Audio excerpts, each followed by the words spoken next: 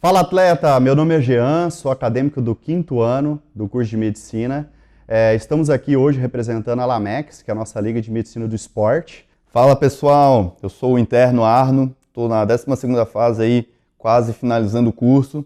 Sou o ex-presidente aí da LAMEX, atual conselheiro. E hoje a nossa conversa, é com o Dr. Daniel Carvalho, a gente chama ele, como amigo, chama ele de Doc.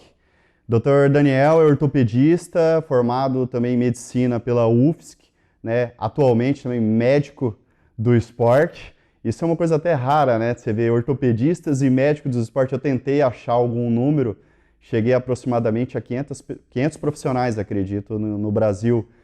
E dentre outras coisas, estou falando bem brevemente, é o nosso orientador aí, orientador da nossa liga.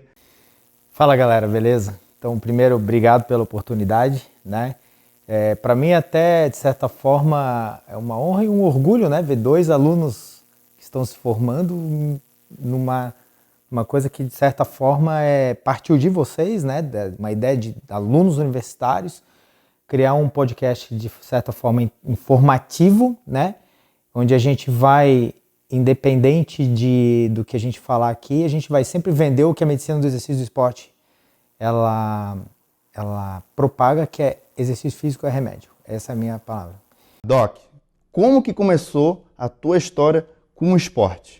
Eu era aquele menininho do colégio, o nerdzinho que sentava na frente, era gordinho, feio, não jogava nada de nenhum tipo de esporte, sofria bullying, mas era um dos melhores de nota da turma. Sempre fui aquele nerdzinho. Eu era o típico nerd mesmo, nerd. De óculos, eu usava óculos, era péssimo com qualquer esporte. E os esportes naquela época eram esporte com bola, handball, futebol, vôlei. Cara, até hoje eu não jogo nem sinuca, velho. Não jogo nada. E eu apanhava muito no colégio.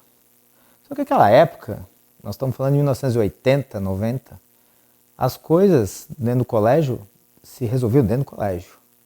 Muitas vezes era porradaria no final do colégio. Hoje em dia, meu Deus, o cara vai preso se fazer um negócio desse. E meu pai, vendo isso, ele me colocou na arte marcial. Então a minha história no esporte começou com arte marcial. Então eu comecei brincando de judô, aí migrei, eu era, todo cara que nasceu nos anos 70 e 80 é fã ou era fã do Bruce Lee, Van Damme, todos os Jackie Chan, Chuck Norris, era o que a gente tinha de acesso naquela época. E eu, não diferente, era fãzaço do Bruce Lee, do Chuck Norris e do Van Damme, Então eu acabei migrando pro Full Contact, tinha uma escolinha de Full Contact ali no centro, ia para lá para apanhar. Então tem até aquela piada, Meu filho apanhava na escola, eu botei ele no karatê, agora ele tá apanhando no karatê e na escola. Mas à medida que eu não era brigão, nunca fui, mas comecei a ganhar um certo respeito, E eles me respeitavam também porque eu era bom de nota. Depois eu migrei para o ciclismo, onde eu me apaixonei. E eu comecei no mountain bike, foi o primeiro esporte que eu realmente competi. E aí na época eu tinha o coração meio dividido, eu ficava um pouquinho no full contact, depois fui para o taekwondo e fiquei muito tempo no mountain bike. Até metade da faculdade competia, principalmente downhill. Até que um dia meu pai chegou para mim e falou assim, cara, quer ser médico ou atleta? Porque patrocínio não vai ficar rolando não. À medida que você vai ganhando competição, você vai evoluindo, você tem que comprar bicicleta nova, a bicicleta sai caro. E aí então eu fiquei, basicamente eu respiro esporte desde então. Então eu diria que desde os 10 anos de idade até hoje. Então eu comecei ali. Depois que eu me formo, eu volto a participar de mountain bike, até que eu gosto de downhill. Aí vou falar um paradoxo para vocês. Eu sou ortopedista e ortopedista em Floripa atende muito motociclista acidentado e muitos deles, não vou generalizar, tem o cara que tem a razão e tem o cara que não tem razão. A gente vê, tem alguns que são realmente ousados, Eles andam costurando e tal. E acabam se quebrando todo. E eu no downhill não era diferente, Eu era ousado. E tomei vários tombos, e um dos tombos que eu levei, quando eu voltei da residência médica, eu voltei a competir, comprei uma Scott High Octane, uma bike full suspension, uma bike animal, sonho de consumo, Todo mundo que se forma, ao invés de começar a investir, né, programar a carreira, eu não. Comprei a bike dos sonhos, fui lá e comprei um terreno. Para quem não sabe essa expressão, comprar um terreno é quando tu toma um tombo, tá? Então eu comprei um terrenaço num salto e arrebentei meu punho, minha primeira lesão. Saí segurando o punho e falei, nossa, destruí. E eu sou cirurgião. Então eu pensei, cara, eu não posso ser downhilleiro, não posso fazer downhill. No dia seguinte vendi a bicicleta e já flertava com o triatlon, que desde então é o meu esporte favorito. Tá? Porque aí você consegue, porque aí nesse meio tempo eu já estava correndo, natação eu sempre fui uma pedra nadando, mas faz parte do processo. Então eu flertei do triatlon, eu fiz triatlon competitivamente de 2006 até 2019, 20, quando até chegar a pandemia. E hoje eu estou num processo de reabilitação de algumas lesões e estou fazendo ciclismo de novo e musculação para manter. Mas assim, só para deixar bem claro, tá, gente? Eu nunca fui um atleta de alto rendimento. Eu fui um atleta amador, entusiasta, com todas as atividades que eu fiz, mas eu sempre priorizei minha profissão, tá? Eu não fui um cara que performou. Eu fiz muitos feitos pessoais, fiz umas loucuras também, né? Mas assim, em termos de performance, meu Deus, eu sou um mero amador, sempre fui. No downhill ainda tem umas medalhinhas, tem uns troféus, mas tudo âmbito campeonato catarinense, no máximo brasileiro. Talvez, se não tivesse conflitado com faculdade, com residência, com a vida pessoal, tivesse dedicado exclusivamente ou muito intensamente ao esporte, ou tivesse tido algum tipo de mentor nessa área que me estimulasse, como hoje em dia a gente tem mais acesso, talvez eu tivesse tido resultados melhores, tivesse me estimulado mais. Fala um pouquinho aí do Ironman, porque é uma coisa assim que chama muita atenção, né? A gente dentro da Lamex, a gente participa desde o ano passado, né, como voluntário nas provas do Ironman, e só de ver ali a gente vê que realmente é muito desafiador. Não é qualquer ser humano que consegue completar uma prova de Ironman, e eu acredito que você fez 8, mais uma competição parecida, foi 9? Prova oficial de Ironman com a chancela, né, com a marca Ironman, eu fiz 5. Só que aí, provas com distância de Ironman eu fiz 8. Porque aí existem outras empresas que fazem provas com as mesmas distâncias. É até curioso essa pergunta, porque o Ironman realmente eu tenho um carinho muito especial por essa prova, porque eu tive o primeiro contato com ele em 1989 ou 88, quando a Fernanda Keller, nossa querida atleta brasileira, competia. E eu já estava flertando bem com mountain bike, comprava revista na banca sobre bicicleta, e tinha uma revista chamada Trekking, que tinha uma seção de mountain bike e uma seção de triatlon. E eu sempre via a seção de mountain bike, mas dava uma flertada e eu tinha grandes amigos triatletas. Só que o Ironman aqui no Brasil ainda não existia, né? Existia lá fora, principalmente o Ironman de Kona, que surgiu no final dos anos 70, surgiu de uma aposta entre amigos, né? E só para quem não entende do assunto, o Ironman ele é uma prova de triatlon, ela é uma franquia, é uma prova de triatlon, cujas distâncias, eles usaram 3 provas clássicas que tinham no Havaí, numa das ilhas que chama Big Island, onde tem uma cidade que chama Kailua Kona, onde você tinha que nadar, eles fizeram uma aposta, quem conseguia nadar uma distância que era de uma travessia, que era 3.800 metros, 3,8 quilômetros, um pedal de 180 quilômetros e uma maratona. A maratona é a distância 42,195. E de lá para cá, essa prova foi tomando proporções gigantescas, virou uma franquia milionária, né? E hoje tem mais de 20, 30 provas oficiais no mundo, com a final, né, do Campeonato Mundial, que é feita na cidade de Nice hoje e na cidade de Kona. E pelo jeito está mudando um pouco o processo. Pois bem, toda pessoa que inicia no triatlon, a joia, né, a coroa é o Ironman pelo significado dele, pela disputa dele. Mas se você for ver, não é uma prova mais difícil, tá? Ela é uma prova muito dura, mas ela não é a prova mais difícil. Tem provas hoje, o céu é o limite. Tem triple deca Ironman rolando. Daniel Oliveira de Blumenau, um dos melhores atletas do mundo, já ganhou o Double Deck Ironman. São 20 Ironman somados em distância. E aí tem provas que você faz, o Double Deck ou o Triple Deck, normalmente eles nadam tudo primeiro, depois pedala tudo, depois corre tudo. Então vamos fazer só um cálculo aqui de uma conta de padaria por baixo aqui. O Double Deck Ironman, o cara nada só 76, 3.8 vezes 2, dá 76 quilômetros. Eu fiz a conta do pedal. Do pedal vai dar 3.600 quilômetros. Então tu pedala daqui a Salvador. Tu nada daqui a Balneário. E tu vai escorrer 840 quilômetros. Então tu corre vai passar São Paulo. Vai passar São Paulo. Né? Então assim, o Ironman não é mais... Mas enfim, o Ironman ele realmente é a coroa, né? É a joia do triatlon pela todo o seu histórico. É uma festa, quem já assistiu, quem já participou, como vocês já participaram da equipe médica, sabem o quão cada um que passa aquela linha de chegada tem uma história. Então, eu não entrei no triatlon pensando no Ironman, mas eu entrei no triatlon pensando em fazer triatlon. Tanto que o Ironman só veio 3 anos depois. Eu entrei no triatlon em 2007 e fui fazer o primeiro Iron em 2010, perdão. Mas realmente é uma prova que é inesquecível, é uma prova que eu até brinco, falo pra galera, pros meus pacientes que competem, que o Ironman, ele é para todo mundo, mas não é para qualquer um. O que eu quero dizer disso? Vocês vão ver que tem idosos completando. Tem uma freira de 80 e poucos anos, que até pouco tempo atrás completava, e linda ela, muito bonita ela fazendo a prova. Tem pessoas obesas, pessoas sem um braço.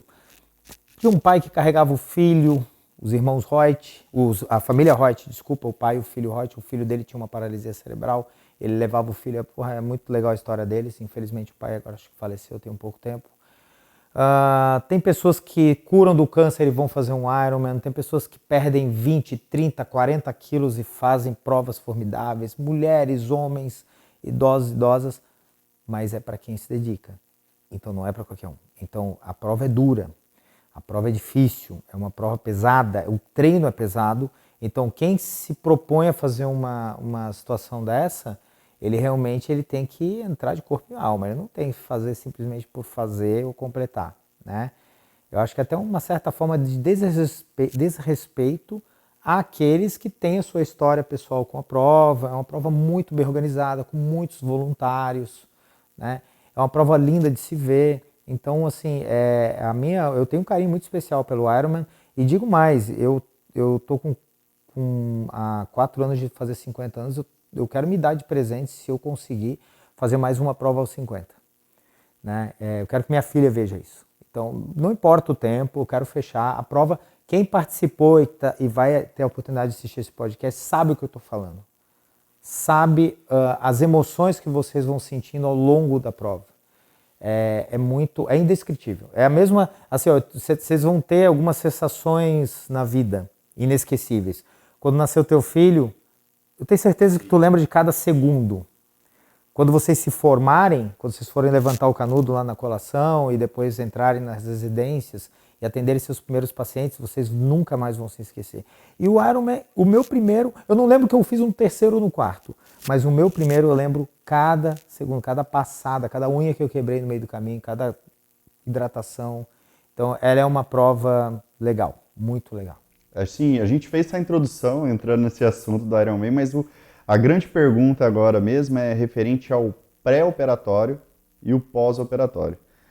Porque assim, a gente estava entendendo aqui, falou, pô, o Doc é ortopedista, é médico do esporte, e aí eu acho que não tem ninguém para explicar melhor esse tipo de paciente. Quando a gente pega, agora eu vou te dar um exemplo melhor, um paciente que não treina, né? E ele de repente faz um pré-operatório, ele começa a fazer o exercício físico, uma musculação, um fortalecimento para fazer uma cirurgia.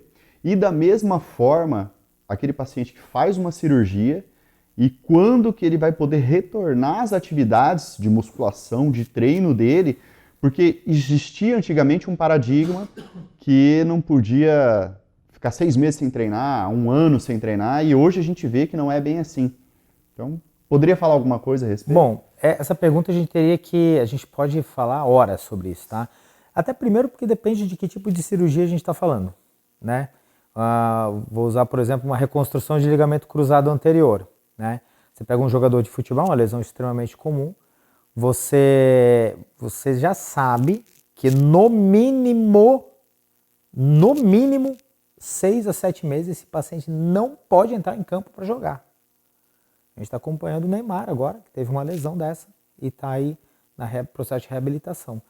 A gente, quando opera, eu opero com um colega, a gente não bota para jogar antes de 9 meses. Então, a lesão, ela faz parte do jogo. Então, o atleta, você tem que fazer um preparo dele. Então, pré-operatoriamente, ele fez uma lesão, você vai ter que sentar com esse paciente, vai ter que explicar para ele tudo, quais são os riscos e benefícios, quais são os trâmites que ele vai ter que ter durante o período pré-operatório, trans e pós-operatório e as complicações que ele pode sofrer. Tá? Mas tem lesões, por exemplo, eu lembrei de uma agora, lembra do Suárez, que jogava no Uruguai? Ele fez uma cirurgia de meniscectomia parcial, tirou um pedacinho do menisco e veio jogar a Copa aqui no Brasil em 2014. Com 3 semanas de pós-op, ele marcou um golaço. E ele foi para a região para comemorar. O primeiro cara que ele abraçou foi o fisioterapeuta dele. Cara, em 3 semanas de pós-operatório. Vou citar um outro exemplo, independente, tá, do que aconteceu depois, só vou citar o caso. Lance Armstrong, nosso polêmico ciclista, pego no doping, que perdeu 7 títulos do Tour de France. Não vou entrar nesse mérito, mas quando ainda o mundo não sabia disso, ele, na volta da Califórnia, 1 mês antes do Tour de France, ele cai e quebra a clavícula. É operado e compete o Tour de France e tira top 3 ou top 4. Foi um dos últimos, ou se não o último Tour de France que ele fez. E a gente tem diversos exemplos de recuperação rápida. Mas lembra, ainda assim, os tecidos, quando eles têm um período para se regenerar. E o tecido, ele não está nem aí se tu tens patrocínio, se tu tens uma prova marcada para a semana que vem. Ele tem um período dele, é biológico. É biológico.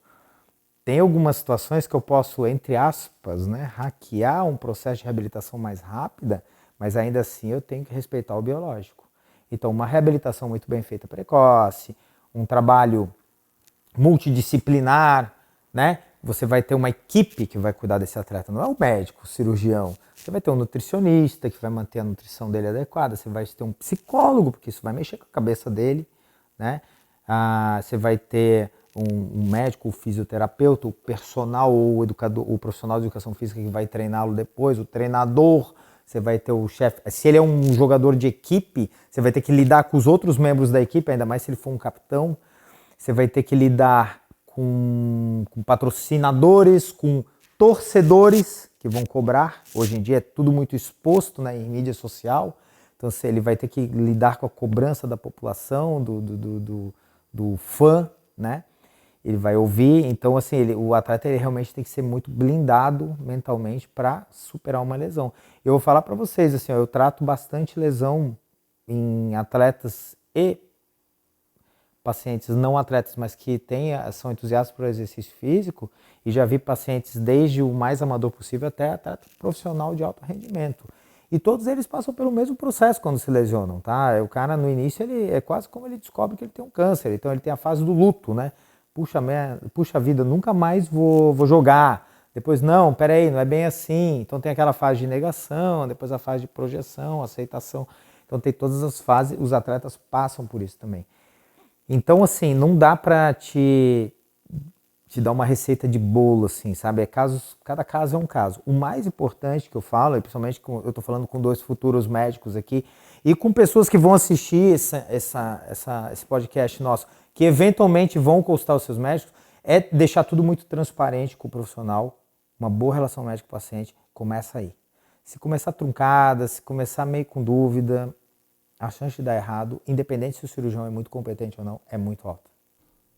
E pegando o gancho que a gente tem falado de lesão, por exemplo, você mesmo referiu uma lesão de punho, o Suárez, que teve essa lesão, ou seja, a gente percebe que a lesão ela faz parte do atleta, muitas vezes, seja ele profissional e seja ele amador. Mas como que a gente poderia utilizar, por exemplo, a musculação como prevenção e terapêutica da lesão? Posso melhorar isso? Vamos usar a palavra treino resistido ou treino de força, tá? Porque existe hoje, né, diversos tipos de treinamento que trabalham movimentos de força. Então, muitas vezes a gente recomenda, você tem que fazer musculação. Por exemplo, eu não gosto da musculação. Eu quero fazer um outro tipo de treinamento. Então, hoje em dia, a gente tem uma variedade de treinos de força que vai ter uma resposta positiva na prevenção de lesão, tá? Minha opinião pessoal, adoro musculação. Raiz, clássica, ferro, puxar ferro, sempre gostei, tá? Já flertei com exercícios funcionais de alta intensidade, como o CrossFit. Já fiz por necessidade e recomendo outros exercícios que usam elementos de força, que não vai gerar uma hipertrofia muito forte, como o Pilates, por exemplo, e Yoga. Ele usa elementos de força também. Também ajuda como prevenção. Se você me perguntar qual que é o melhor, dependendo do profissional, ele vai falar que a metodologia que ele leciona, ou que ele promove é a melhor. Eu não vou aqui, seria muito petulante da minha parte falar. Eu vou falar qual é o mais acessível. O mais barato é a musculação. Você pode contratar um personal, você pode pegar uma planilha feita de um profissional de educação física, você pode, não estou dizendo que é o certo, mas você pode ser autodidata, né? Não é o certo, mas você pode, você está livre. Então, particularmente Daniel Carvalho, eu sou fã, defendo e digo mais, para mim, todo mundo, independente se é atleta ou não, deveria fazer treino de força. E o mais simples seria numa academia de musculação. Os aparelhos da academia de musculação, eles respeitam a anatomia. Então, aquela pessoa que não é atleta, que não está acostumada, reduz, né, o risco de lesão. E se a gente pegar a Pratique hoje, que está nos apoiando aqui, ela tem dezenas de unidades aqui na Grande Florianópolis. E você paga uma mensalidade só. Então, assim, essa facilidade, esse acesso, o custo-benefício, né, é acessível para toda a população. Independente se o cara tem muita condição ou não, ele consegue treinar, né, se prevenir, enfim, ganhar força aí no treino resistido, né, e ganhar saúde. Por isso que a gente fala, né, o pratique mais saúde.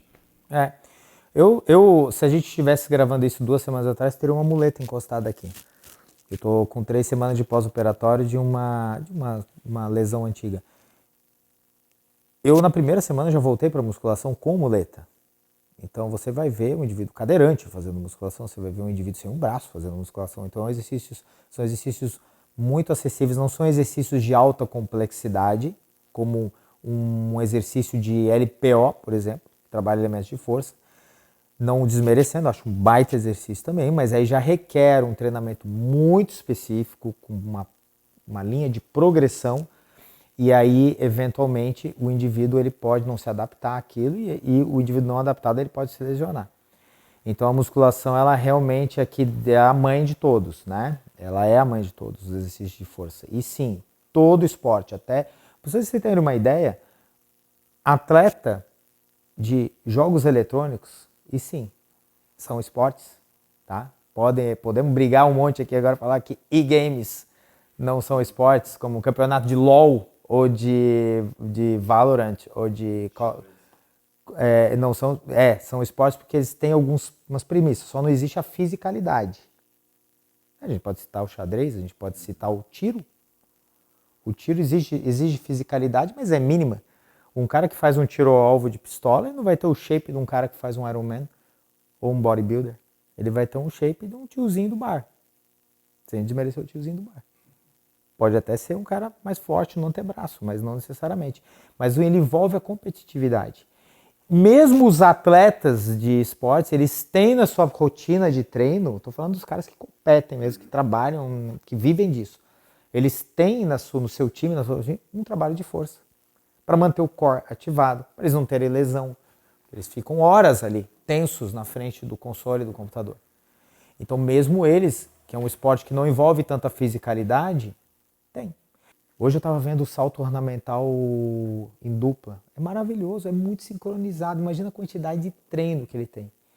E quando você vê uma manobra, uma jogada de um cara fazendo um jogo de videogame de shooter, aquilo ali tem reflexo sobre o humano ali.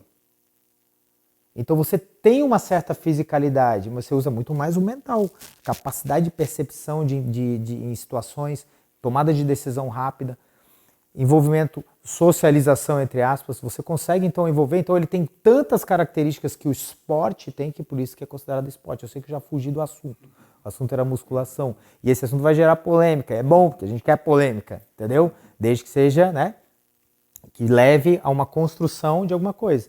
E eu tinha preconceito. Aí outro dia eu falei isso, aí o cara falou, então quer dizer que eu jogando Mario em casa, eu tô sendo um atleta. Não. Da mesma maneira que o cara que está jogando sinuca, tomando uma cerveja no bar, ele não é um atleta. Ele está se divertindo, ele está fazendo uma coisa que é recreativa. Senão, o indivíduo que está caminhando daqui para o bar, ele está sendo esportista também. Não. Aí tem a questão do intuito pelo qual você está fazendo aquilo. Mas se esse atleta não se treinar, cuida, não se cuidar, não treinar o core dele, ele pode ficar doente, ele pode ter uma lombalgia, essa lombalgia pode atrapalhar ele no dia de uma competição. Então, assim, ele vai ficar, é necessário. É necessário. Esse é o ponto. A musculação ela é um esporte que ela é extremamente democrática, ela é para todos mesmo. Claro que aí vem aquelas pessoas, mas eu não quero entrar na musculação porque eu fico muito musculosa. Não fica. Não fica. Tu não vai ficar do tamanho do Schwarzenegger. Não fica. Não vai. Eu tô aí desde 94 tentando, não fiquei. Eu treino há 28 anos e não consegui. Tô aí, pô. Mas ainda nesse tema, então, vamos falar então não somente da musculação, falando então de treinamento de uma forma geral, a gente abordou essa perspectiva do ponto de vista da lesão. Mas agora pensando em doenças já diagnosticadas, exemplo, osteoporose. Como que o treinamento, seja de musculação ou seja de outra modalidade, poderia melhorar o quadro desse paciente? O osso responde ao estresse que lhe é submetido. Essa se chama lei de Wolff. Se eu pego vocês agora e boto numa nave e decolo e vou para gravidade zero e fico lá na estação espacial orbitando a Terra em gravidade zero por algumas semanas ou meses, quando vocês voltam para a Terra, vocês têm que sair de cadeira de rodas. Porque o teu corpo fez uma reabsorção do cálcio enorme. Porque o estresse mecânico submetido do osso lá em cima é zero. Vocês não pesam. Em gravidade zero você não pesa. A tua massa é a mesma, mas o teu peso não tem gravidade. Então você não pesa. Eu tirei a força aplicada. Então você pega um indivíduo que está desenvolvendo uma osteoporose, claro, eu vou mandar ele caminhar, sim, mas no momento que eu faço um exercício de tração muscular nele, eu também estou gerando estresse no osso, que vai gerar um estresse metabólico positivo, que vai gerar, consequentemente, um aporte melhor de cálcio para esse osso, deixando esse osso mais resistente. Esse é um exemplo onde você usa a musculação como um remédio, como um tratamento. Quer ver um outro exemplo? Existe uma doença muito prevalente no nosso meio, que está muito relacionada a doenças mentais, que é a fibromialgia. E a gente não sabe ainda, não existe uma causa orgânica, uma causa estrutural na fibromialgia. Mas com certeza, você que está nos assistindo, você deve ter conhecido uma mãe, ter tido uma mãe, uma avó, uma tia, uma paciente, uma pessoa, um indivíduo com mais de 35, 40 anos que tem dor no corpo inteiro, que procura médicos e médicos e médicos, vai se entupindo de remédio, ele não sai daquilo. E normalmente tem um quadro depressivo associado, tem um quadro mental, aí muitos vão lá e rotulam ou dão um diagnóstico de fibromialgia. Pois bem, sabe qual é o melhor tratamento para fibromialgia? Adivinha? Exercício físico, chefe. E é daí que vem a frase, exercício físico é remédio. Então assim, eu posso citar infinidades. Tem uma atleta aqui de Santa Catarina, ela é sensacional. Ela, se eu não me engano, ela mora em Balneário, ela tem esclerose múltipla, que é uma doença extremamente agressiva, pois ela é atleta de fisiculturismo. Tem uma atleta agora que tem síndrome de Proteus, depois pesquisem. Ela compete na biquíni, ela tem um membro completamente deformado. Isso não foi empecilho para ela. Ela é atleta de fisiculturismo, então ela vai para a academia de musculação. Tem uma senhorinha que eu sempre boto na aula para vocês, a Joana, que porque ela tem 74 anos e aos 65 ela era obesa, sedentária, provavelmente já tinha algumas comorbidades. A filha dela era um entusiasta de musculação, bota a vovó, a mãe no caso, para fazer e ela fica uma das vovó mais musculosas que eu já vi na internet. Ela é super saudável. O que ela tem? Capacidade, ela tem independência. Ela faz de tudo. Ela tem 74 anos, você não vai ver ela usando uma bengala. Então, exercício é remédio, musculação é remédio. Então, se você não gosta, aprende a gostar. Você não gosta de escovar dente, escova. Você não gosta de comer verdura e salada ou comida saudável, vamos dizer assim, não precisa ser necessariamente verdura ou salada, mas você come porque você sabe que é saudável e vai te fazer bem. Muitas vezes você quer ficar acordado a noite inteira vendo um filme ou mexendo na internet ou festando, mas você sabe que se você não tiver uma noite de sono adequada, você vai ficar doente. Então o exercício ele tem que entrar no mesmo pacotinho das necessidades básicas do ser humano. E por que hoje... Eu sei que você não me perguntou isso, mas acho que é interessante, então eu vou aproveitar vontade, o gancho, que é pra bater mas papo me interrompa mesmo. para isso não virar um monólogo. Uma coisa que é muito curiosa, nunca se falou tanto em fitness, nunca se viu tanta academia aberta, nunca se falou tanto em alimentação saudável, nunca se teve tanto acesso à informação, nunca se teve tantos ídolos, né? Ou pseudo-celebridades ou celebridades que se vendem como um estilo de vida saudável. E ainda assim, a gente vê uma prevalência absurda de pessoas com síndrome metabólica, com doenças adquiridas devido a maus hábitos de vida, inclusive a ausência de exercício físico. Então isso é um paradoxo. Tá? Mas por que isso? Porque o estilo de vida hoje é cada vez mais sedentário. Porque enquanto a tua bisavó ela tinha que plantar a comida que ela ia comer ou matar, a tua avó no mínimo ia caminhando até a feira. Já a tua mãe já é de carro e hoje você pede no iFood. Enquanto a tua bisavó tinha que caminhar até a vizinha, a tua mãe telefonava e tu manda um zap. E por aí vai. Então a modernidade ela vai deixando a gente cada vez mais inerte, mais parado. A gente não percebe. Então hoje se caminha muito menos que no passado. E já tem estudo mostrando que o indivíduo que caminha menos passos por dia, menos de 10 mil passos por dia, tem mais doenças. Então é preciso martelar nesse assunto. Provavelmente, o pessoal do século retrasado e passado, eles acabavam morrendo mais cedo porque não tinha cura para a maioria das doenças contagiosas e não se falava nem tanto em... Não havia vacinas, não havia... para muitas doenças não havia uma condição sanitária adequada como a gente tem hoje. Mas ainda assim, para essas doenças crônicas adquiridas devido aos maus hábitos, eu tenho certeza que a incidência era menor proporcionalmente do que é agora, porque as pessoas se movimentavam. E não existia processados tantos quanto agora. As pessoas dormiam mais. Por quê? Porque você não tinha nada para fazer depois das 8 da noite. Não tinha luz elétrica, não tinha luz, internet, não tinha internet, não tinha televisão, não tinha celular. Então, basicamente, o sol se punha, você ainda ficava ali com a luzinha meia luz, depois dormia e acordava com o galo cantando. E como o nosso país e os demais países eram eminentemente rurais, o cara acordava, já tinha que ir lá dar comida para a galinha, para o galo, já levava balde pesado. Então ele já fazia a musculação do dia sem saber. Tanto que, curioso ou não, muitos dos exercícios funcionais hoje, inclusive no CrossFit, ele lembra exercícios que você praticava na fazenda, como o próprio Farm Walk, que é um exercício que você fica caminhando lá com kettlebell pesado na mão. Então, claro que a gente tem que se adaptar, então a academia, né? Agora, se eu chegasse, eu vou até falar uma coisa que é engraçada, eu faço, mas se eu chegasse pro meu bisavô e falar, bisavô, daqui a 100 anos, o cara vai chegar num shopping, vai subir de elevador até o 6º andar e ficar 1 hora num simulador de escada. Pô, ele vai dar risada. Mas esse é o novo normal, gente. Tá tudo bem, simulador de escada é bem legal. Esses dias eu fiquei também. Ajuda a queimar a caloria, tudo. Mas assim, são adaptações que a gente faz que vai nos ajudar, querendo bem ou não, a adquirir saúde de novo. E claro, muitos estão também na academia porque querem mais, querem ficar bonito pelado, né? E hoje em dia o padrão de beleza ele mudou. Ele mudou. Antigamente, nos anos 80, você não via, não era uma coisa meio anormal você ver uma mulher bombada na rua. Hoje em dia é normal. Hoje em dia você vai na missa, você tem padre musculoso.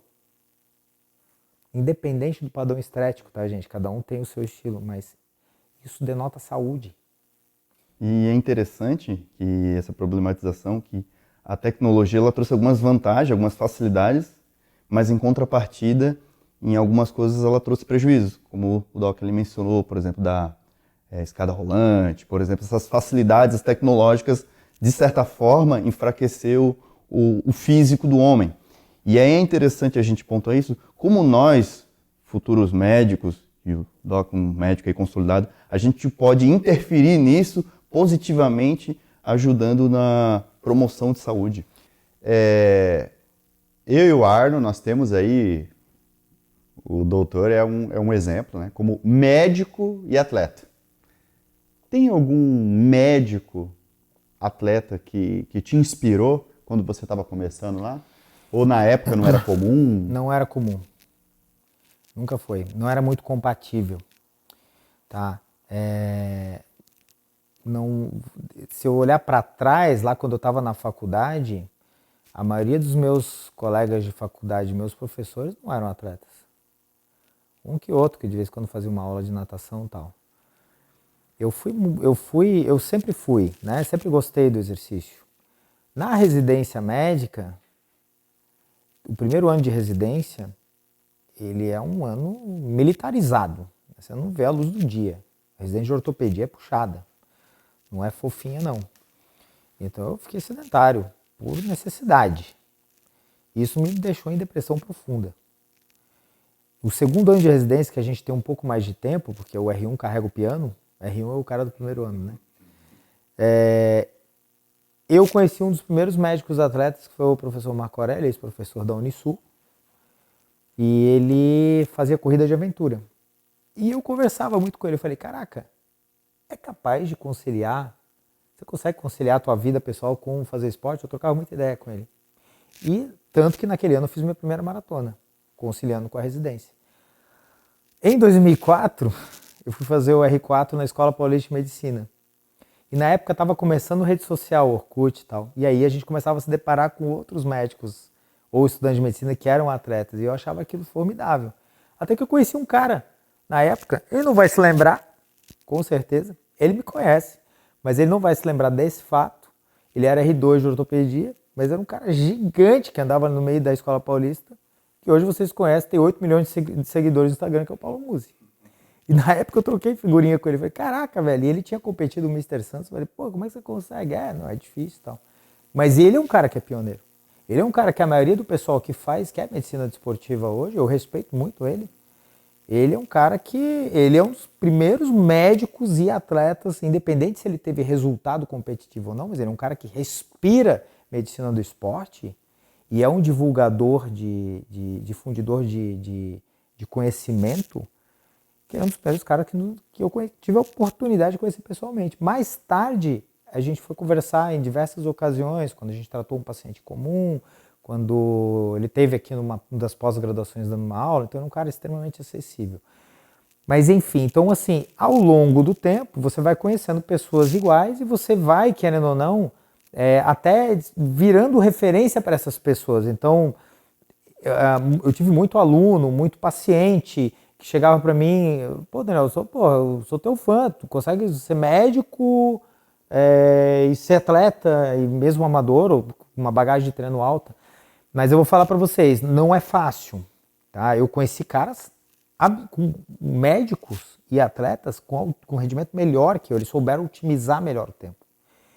E não é fácil, é muito trabalhoso fazer isso, porque a medicina nos toma muito tempo, e o treinamento, dependendo da modalidade que você vai fazer, toma muito tempo. E sobra pouco tempo para o quê? Para o resto. E o que é o resto? O mais importante, que é a tua família, tua saúde, teu sono. Então, às vezes, a gente fica conflitante, fica em conflito, um conflito eterno. Pô, até que ponto, né, eu posso me dedicar a um esporte sem comprometer o meu relacionamento sem comprometer a minha profissão. Eu não consigo ser excelente nos 3. Em algum deles eu vou acabar falhando. Ou não vou ser excelente, vou ser mediano. Tá tudo bem também, mas é conflitante. É uma pergunta difícil de... É um equilíbrio difícil de se obter. Tanto que tem hora da carreira que a gente acaba se dedicando mais à carreira, tem hora que a gente se dedica mais ao esporte. Eu tive uma filha agora, tenho uma filha pequena. Atualmente, o meu grau de importância é muito mais para minha filha do que para o esporte. Eu ainda pratico minhas horas diárias, mas não estou competindo. Então hoje eu estou vendo minha filha crescer. Mas vai ter momento que quando ela já tiver capacidade, eu vou trazer ela para o esporte, aí nós vamos ter a oportunidade de treinar comigo.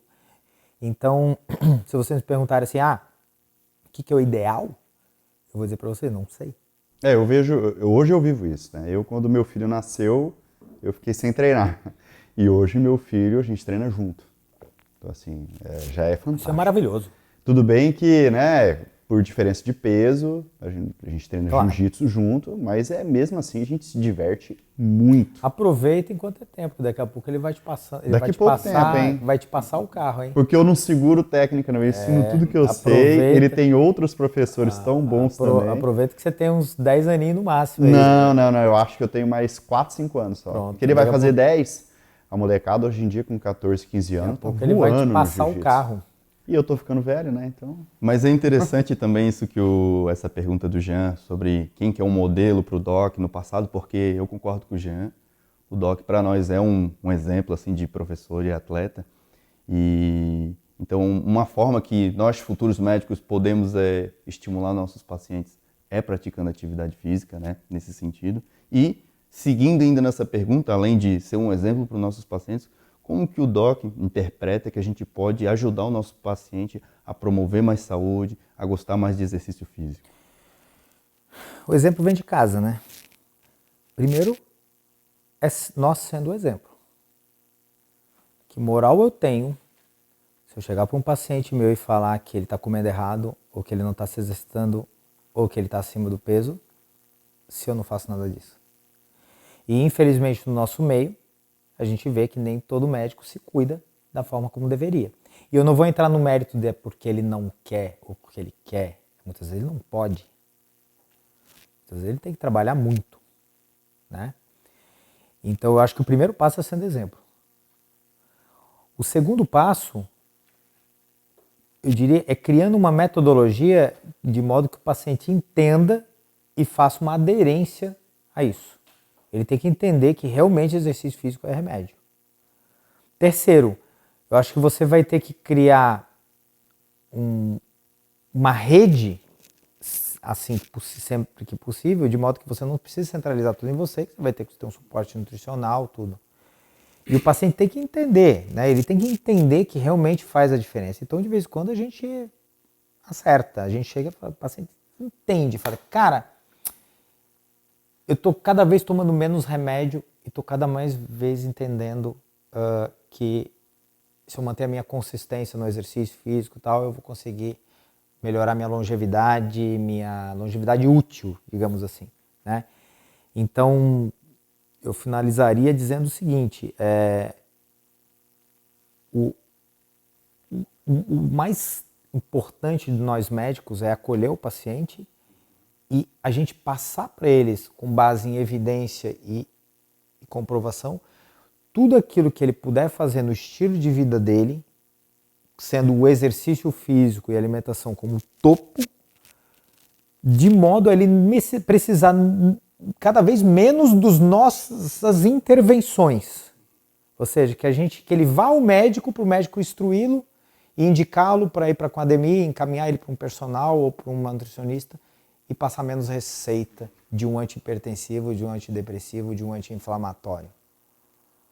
Entendeu? Esse é o meu sonho.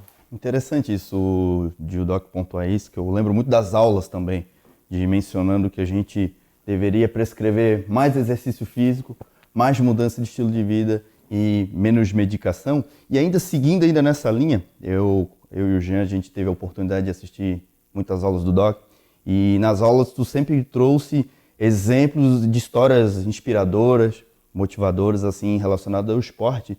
E aí eu queria que o Doc trouxesse seja uma história sua que você viveu no esporte ou algum atleta que você acompanhou que foi um exemplo de superação, de motivação, assim, para o pessoal aí de casa. Eu tenho muitos, eu vou contar bem rapidinho uma. Só para deixar bem claro, antes que chegue algum troll na internet e fale qualquer coisa. O médico, quando a gente fala o médico prescrever um exercício, a gente nunca vai falar assim, ó, você vai fazer leg press 3 de 10. Não é isso, tá, gente? Quem faz isso é o profissional da educação física. A gente só vai falar o seguinte, ó. Dona Maria, seu João, o senhor tem que fazer treino de força. O senhor tem que fazer um exercício aeróbio. O senhor tem que fazer um trabalho de mobilidade. O senhor, por favor, matricule-se numa academia, contrate um personal, contrate um profissional de educação física, vá a uma escola, uma aula de pilates, vá a uma escola de natação. Então, quando a gente prescreve exercício, a gente está recomendando que ele faça um exercício físico. Da mesma maneira é o seguinte, seu João, o senhor tem que comer adequadamente. Não quer dizer que eu estou passando uma dieta para isso, é a função do nutricionista. Só para deixar claro, tá? Uma vez eu estava fazendo uma maratona, me joguei na roubada. Essa história eu já contei para alguns locais, mas eu acho que é uma história super válida, porque esse cara foi um dos caras que me deu foi uma viradinha, como dizem os coaches, uma virada de chave, tá? Eu larguei numa maratona sem muito treino, por ignorância mesmo, achava que conseguia. Tinha corrido no máximo 25 km e quando eu cheguei no quilômetro 25 estava super inteiro ainda, feliz da vida. Quando eu cheguei no 32, o famoso muro, ele existe, e ali parece que coloca um piano de cauda nas tuas costas. Tu tem que começar a carregar. E eu fiquei carregando esse piano imaginário até o 40. No 40 eu começo a caminhar e levanto a mão pro céu e falo assim, nunca mais faço isso na minha vida. Na época eu tinha 23 anos, 24. Aí vem um senhorzinho do meu lado, um velhinho, correndo, fazendo a maratona. E ele falou, não desiste, vem comigo. Aí eu olho pro lado e falo assim, que isso, velho? Nunca vi, porque na época não tinha rede social, eu não sabia que idoso fazia maratona. Eu não sabia disso. Não é possível. Fechamos a prova, ele inteiro e eu quebrado. Eu pela metade, eu perguntei para ele, seu Gustavo, o senhor não tem dor no joelho, não? Ele assim, claro que eu tenho 74 anos. Tu conhece algum velho de 74 anos que não tem dor no joelho? Ele falou com essas palavras. Eu falei, não tenho. Aí ele assim, ó, mas eu prefiro ser um velhinho de 74 anos correndo uma maratona com dor no joelho, do que tendo dor no joelho em casa, chorando as pitangas, me entupindo de anti-inflamatório. E eu achei, caraca, cara, que estalo. Né? Ele já tinha feito 80 maratonas. Isso não é saudável, tá, gente? Eu não vou recomendar 80 maratonas para Dona Maria. Mas olha o orgulho desse paciente, dessa pessoa, ele não era meu paciente. Foi um amigo que eu fiz durante um dia. E aí vem a parte triste da história. Ele era muito conhecido no Brasil, tá? Depois eu fiquei sabendo disso. Ele era um ícone na corrida. E um mês depois, em São Paulo, ele estava cruzando um cruzamento, enfim, não sei exatamente onde foi, para pegar uma passagem para ir para a Maratona de Chicago e infelizmente, ele faleceu atropelado. A revista Contra-Relógio, que era uma revista famosa de corrida na época, fez uma reportagem por ele e eu reconheci ele naquela foto. Falei, meu Deus, parece que ele apareceu para dizer isso para mim.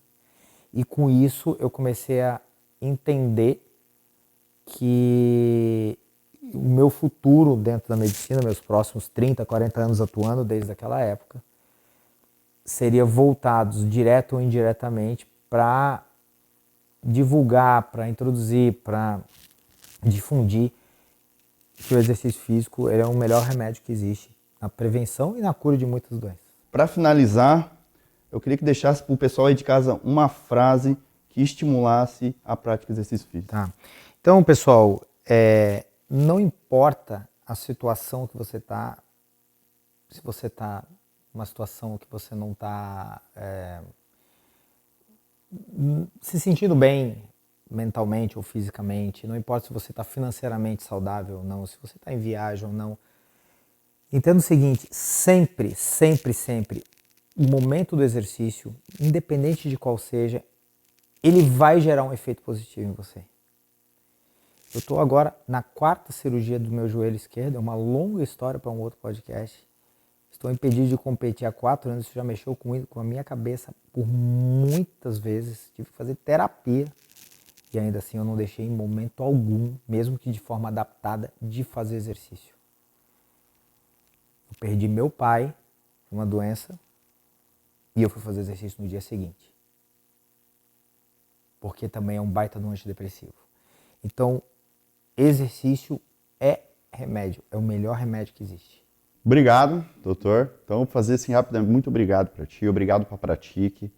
Né? Pratique mais saúde, esse vai ser o nosso slogan. Muito obrigado ao Winner, que cedeu o espaço, né? Para quem não sabe, o Doc é sócio proprietário também da Winner. E um abraço para todo mundo aí. E por isso, pratique mais saúde.